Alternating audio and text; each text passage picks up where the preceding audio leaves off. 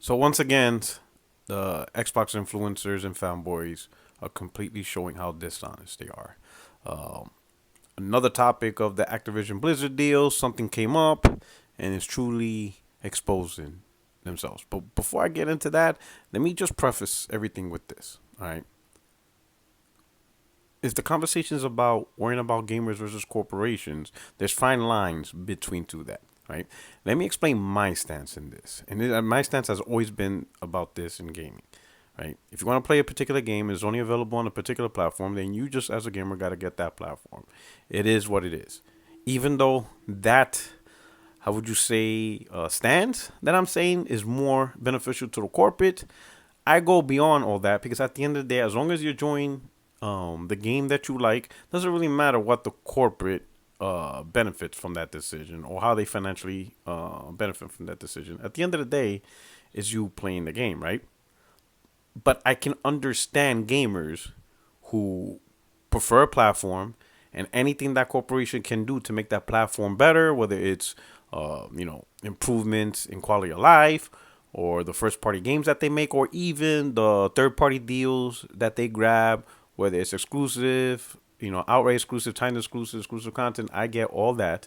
Gamers on that particular platform enjoy that benefit, while the gamers outside of that platform don't, or they could just completely get, asked out into the conversation, right? I totally understand that. I totally understand that a particular platform that does something more to a platform that you already chose as your primary gaming platform, I understand that every decision that company makes is a beneficial decision to you and not so much to everyone outside that. I completely understand that, and I'm not even against that, right?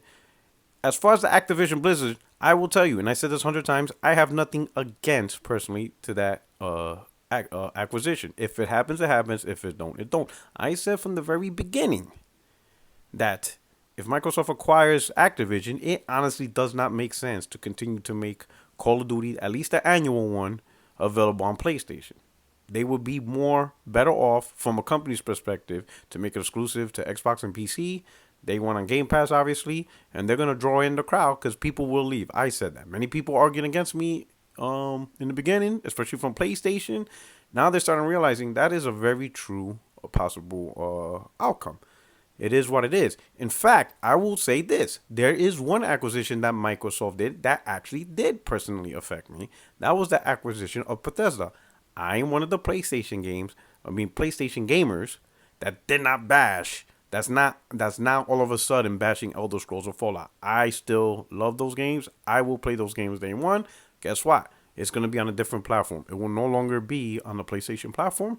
That's perfectly fine. Eventually, I'm going to get a PC anyway. That's going to be my secondary platform. I will have no problem playing Elder Scrolls and playing Fallout on PC. And I'm going to check out Starfield on PC. I have no issues. I don't really care about Doom and all that stuff. I do play them. But I do play Elder Scrolls. It's an amazing franchise for me. I love it. I love Fallout. You could check my PSN. In fact, I probably beat more Bethesda games than a lot of these Xbox guys are cheering about.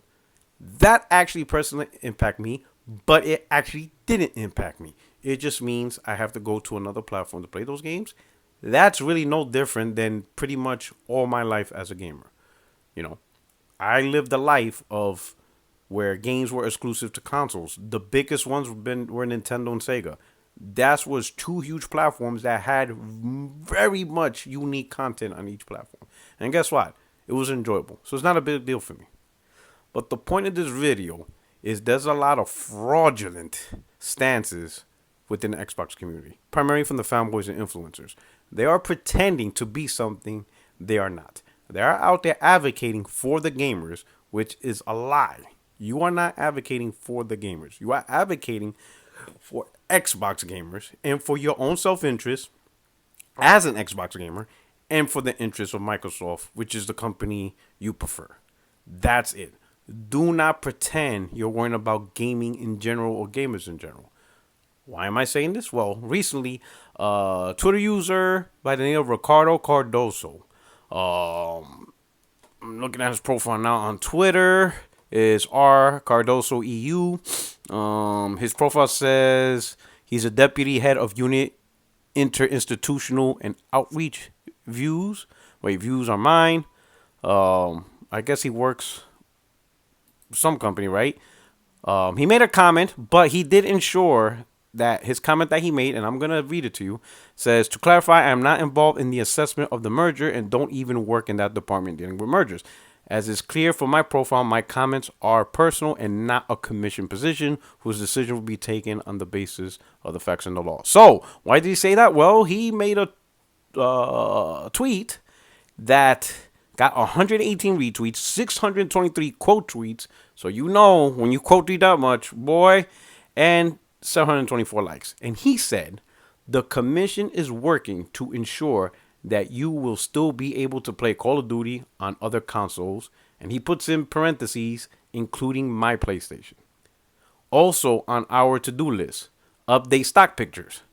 These gamers have wired controllers, whereas Xbox and PlayStation have wireless ones about 2006. Now, what he's talking about is he retweeted a tweet from the EU competition, and it says hashtag Merger Control Commission opens in-depth investigation into the proposed acquisition of Activision Blizzard by Microsoft. So that's why he made that quote, retweeted it, and then he made that statement, right?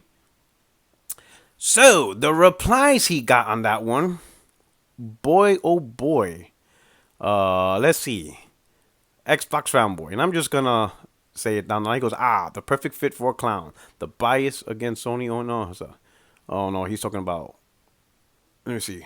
Well, we got Kiss Move here. Oh, shout out to Kiss. He says, what about my Xbox? There's a shit ton of games not on my Xbox, but available on your PlayStation.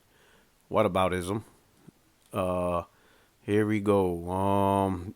Of course, General MLD. Don't see any conflict of interest here at all. Good thing Xbox wants to treat COD like Minecraft. You won't have to work hard. I have no idea what he's talking about. Well, anyway, there is a whole bunch of Xbox fanboys going through the list, calling him out as biased. He's not for the gamers, in that he's only interested in PlayStation Corporation, in, you know what I'm saying, Sony fanboy, pony, just cucking for a company, okay? When in reality, it's the actual opposite. The fact that he put including my PlayStation in his quote, right, means he understands as a gamer. So now here's the bullshit we'll have to call out on you Xbox. You guys are saying that you're only interested into this as a gamer, okay, and not as a corporation. It's gamer interest, okay. So let's define these lines. Let's define these parallels. First, you got gamer interest and you got corporate interest, right? So who are the gamers? Well, you got gamers, and the topic obviously is going to be about Call of Duty, but you got gamers who they choose where to play on the platform. So you got gamers on PC, you got gamers on Xbox, you got gamers on PlayStation. That is just gamers and the choice they made to play on a platform.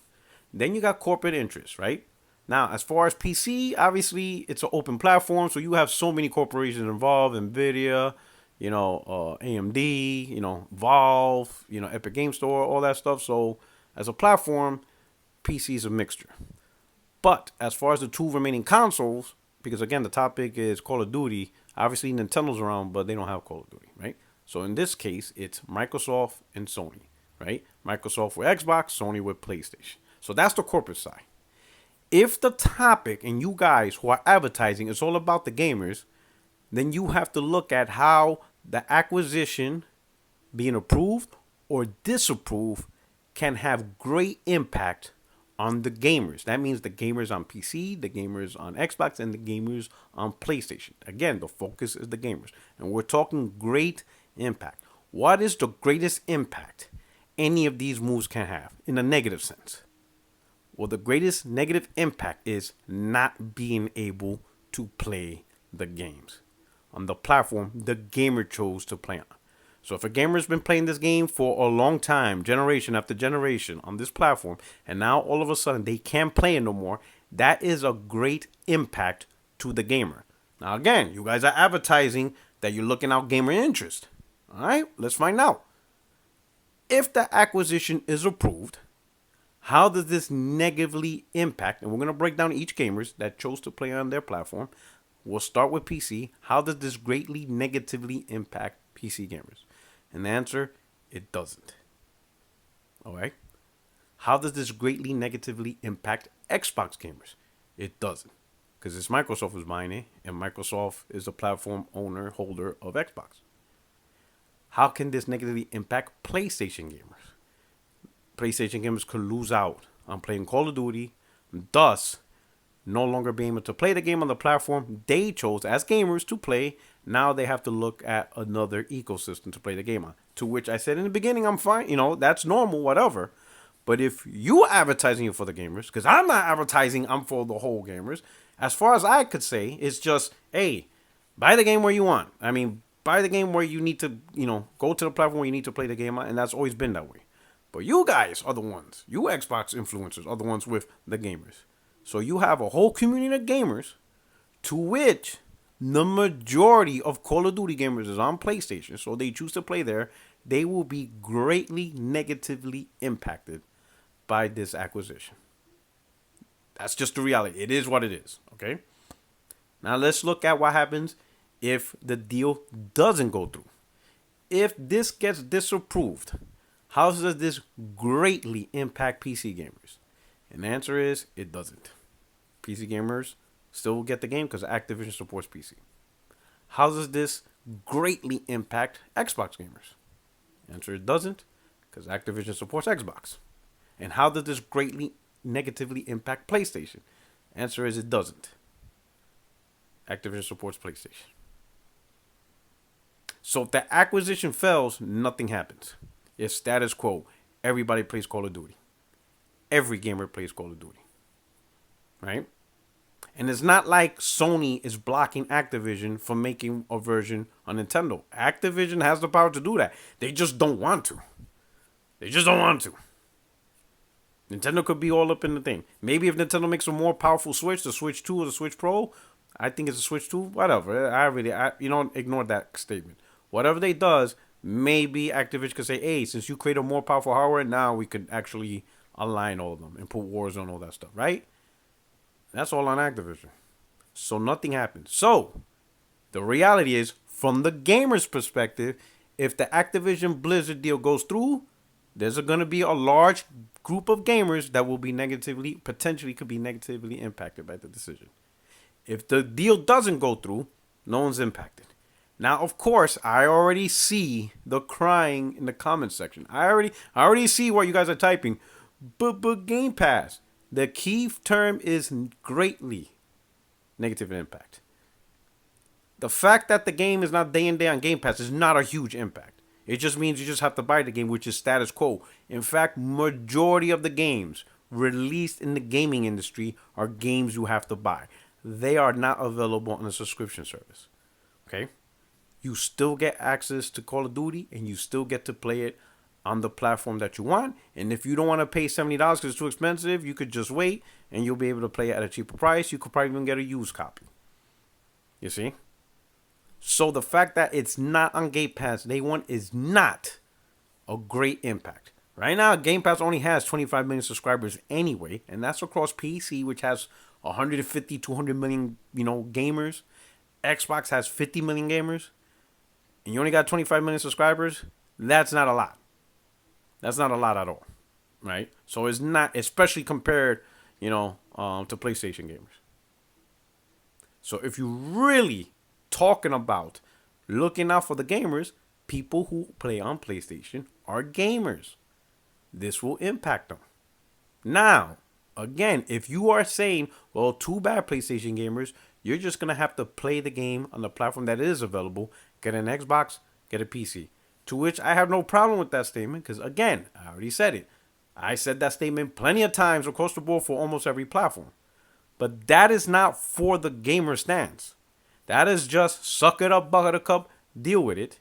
And that stance benefits more of the corporation. I get it. The problem is you guys are false misrepresenting yourselves. So I used to stop this nonsense. The reality is you guys are not for the gamer population. You are for the Xbox gamers. You are for the interests of Microsoft and the interests for yourself as an Xbox gamer. That's it. Stop pretending you actually care about Nintendo or, cloud gaming on phones. And stop that. Stop embarrassing yourself. Stop lying.